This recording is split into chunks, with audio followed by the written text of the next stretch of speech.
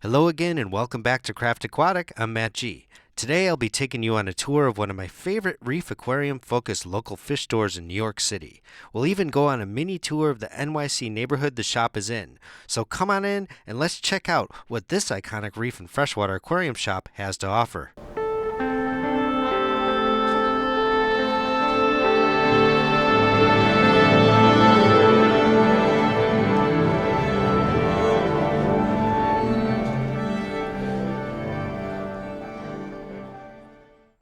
Manhattan Aquariums is located on the west side of Manhattan, not too far from the Lincoln Tunnel.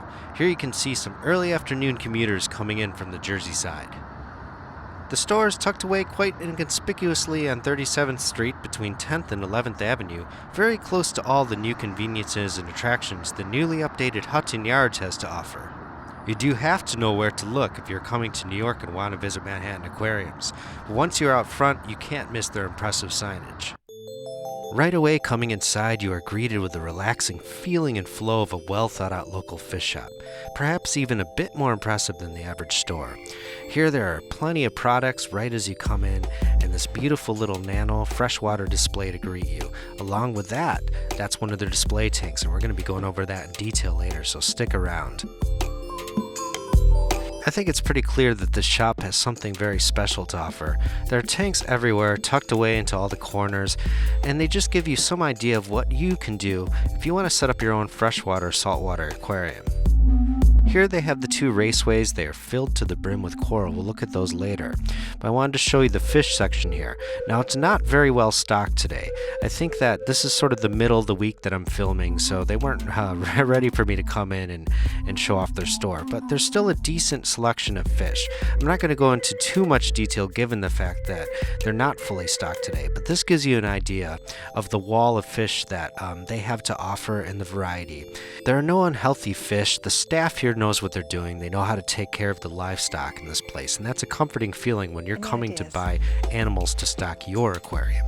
And here you can see one of the main sumps with protein skimmer and live rock. I think they sell this by the pound. Looks very healthy. And these two mixing vats, you can see what specific gravity they mix their salt water to just by looking at them. If you watch my channel often, you know that I think it's important to see display tanks in local fish stores, and Manhattan Aquariums is no exception. Here we have a large softy tank, we have this giant colony of GSP, and over here this big old leather coral. It's nice to see coral grown out like this.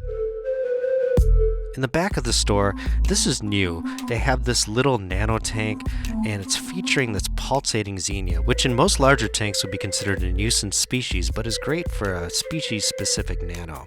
And you can tuck all sorts of crustaceans in here. That little basslet is the perfect little nano fish. And over here we have this interesting tannish, nice textured, medium-sized flower anemone, and a nice healthy looking purple gorgonian tucked into the back corner.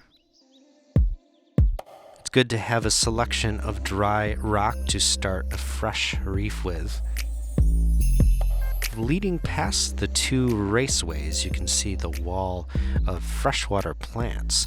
Very well done. Craft Aquatic is a saltwater-centric channel, so I'm not well versed on the type and variety of plants Manhattan Aquariums has to offer, but it looks like a good selection to me, along with this wall of freshwater fish. And getting back into display tanks, they have this beautiful little freshwater planted tank with a bunch of nano fish, and right next to it this glass cube full of hardscape material.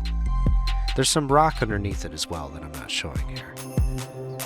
Here you can see there's a variety of smaller glass cube type aquariums of all shapes and sizes. And this beautiful paludarium up front and to the left right as you come in. One of my friends is working on building one of these in his home right now. I'm going to try to do a video on that in the future. But this tank has been here for years and has taken on a variety of faces. They've really dialed it in at this point. It's starting to look extremely natural, especially with this beautiful waterfall up here.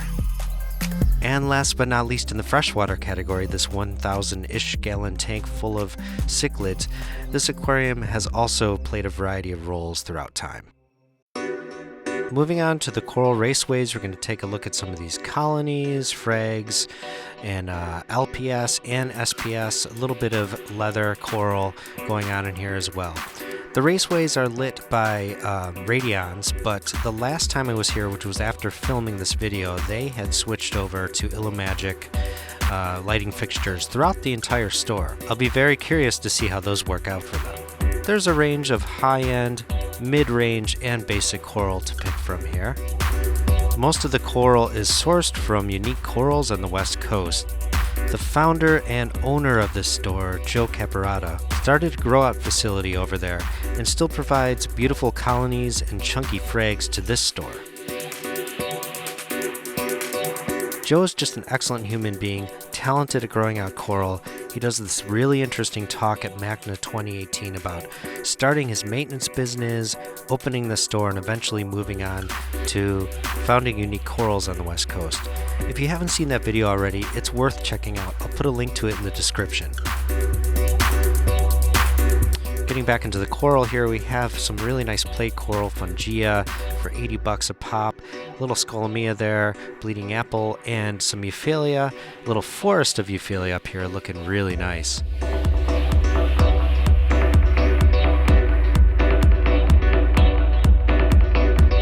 And as I already mentioned, it's not just coral colonies the store sells, but of course frags, because frags are very popular these days. People like to grow out their own colonies from a small little bit of coral, and we start at the $10 range and move up to the, I think, roughly $150 range, although there are some higher end coral here, like their very own appropriately named amazeballs goniopora.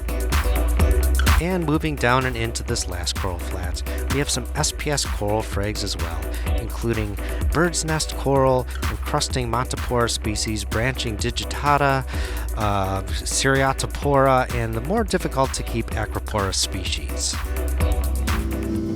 So at this point in the day, it was about lunchtime for me, so I thought I'd take you guys out on a field trip. And when we come back, we're going to do a little profile of this tank, a short one, and we're going to do a little bit longer profile of this tank. We'll just get in there and show you each individual coral because it's just a beautiful display.